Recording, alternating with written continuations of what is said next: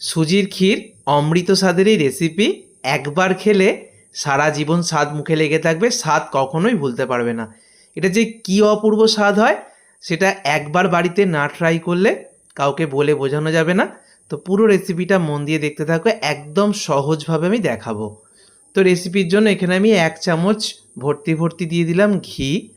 ঘিটা গলে গেলে 1 মুঠো দিয়ে দিলাম কিশমিশ, কয়েকটা কাজু বাদাম আর আমন্ড বাদামকে কুচি করে নিয়েছি, একসাথে আমি ভেজে নেব।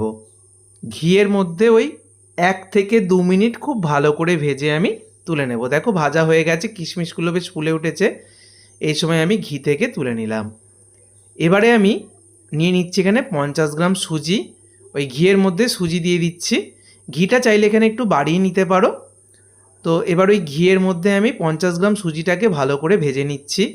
ওই 2 থেকে 3 মিনিট খুব ভালো করে ভেজে নিতে হবে।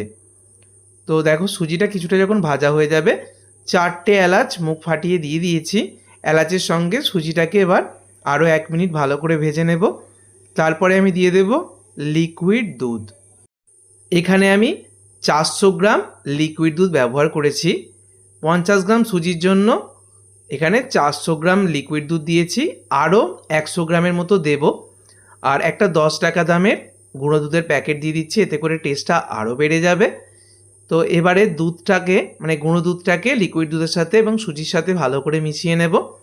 আর খুব তাড়াতাড়ি দেখবে সুজি দুধ টেনে নিয়ে এটা অনেকটাই ঘন হয়ে আসবে। তো মোটামুটি লো ফ্লেমে রেখেছি গ্যাসের ফ্লেমটাকে, 3 থেকে 4 মিনিট রান্না করব। তো মিনিট 3 পর আমি অবস্থাটা দেখাচ্ছি। দেখো অনেকটাই কিন্তু ঘন হয়ে এসছে। এই অবস্থায় আমি মিষ্টি হিসাবে বাতাসা দিচ্ছি। এরকম বাতাসাগুলো দিলে কালারটা খুব সুন্দর আসে। এখানে আমি যেহেতু কেশরের ব্যবহার করিনি তাই আমি বাতাসার ব্যবহার করলাম। চিনিও অবশ্যই দেওয়া যায়, চিনি ছাড়া মিছরি দেওয়া যায়, গুড়ের বাতাসা অ্যাড করা যায়। আর কেশর দিলে কোনো কিছু লাগে না, চিনি বা বাড়িতে থাকা যে কোনো মিষ্টি ব্যবহার করবে। তবে আমি যেহেতু কেশরের ব্যবহার করিনি, কারণ কেশর অনেক সময় অনেকের বাড়িতেই থাকে না, তবে এই হলুদ বাতাসাটা থাকে, তাই হলুদ বাতাসা ব্যবহার করেছি। কালারটা খুব সুন্দরভাবে চলে এসছে। আগে থেকে ভেজে রাখা কিছুটা কাজু কিশমিশ বাদাম দিয়ে দিয়েছি। আর যে 100 গ্রাম দুধ আমি রেখে দিয়েছিলাম সেই 100 গ্রাম দুধটা আমি দিয়ে দিয়েছি। টোটাল 500 গ্রাম দুধ আমি ব্যবহার করেছি 50 গ্রাম সুজির জন্য, অর্থাৎ সুজির 10 গুণ নিতে হবে দুধ। তো দেখো এখানে আমি যে দুধটা ব্যবহার করেছি সেটা আগে থেকে জাল দিয়ে ঠান্ডা করা লিকুইড দুধ। আর কত সুন্দর দেখতে হয়েছে।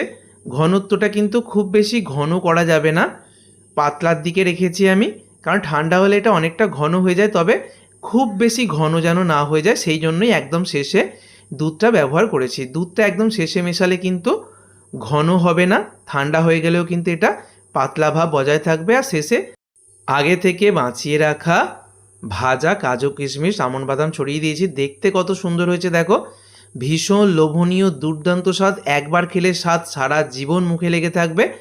একবার হলেও বাড়িতে ট্রাই করো। সকলে সুস্থ থেকো, ধন্যবাদ।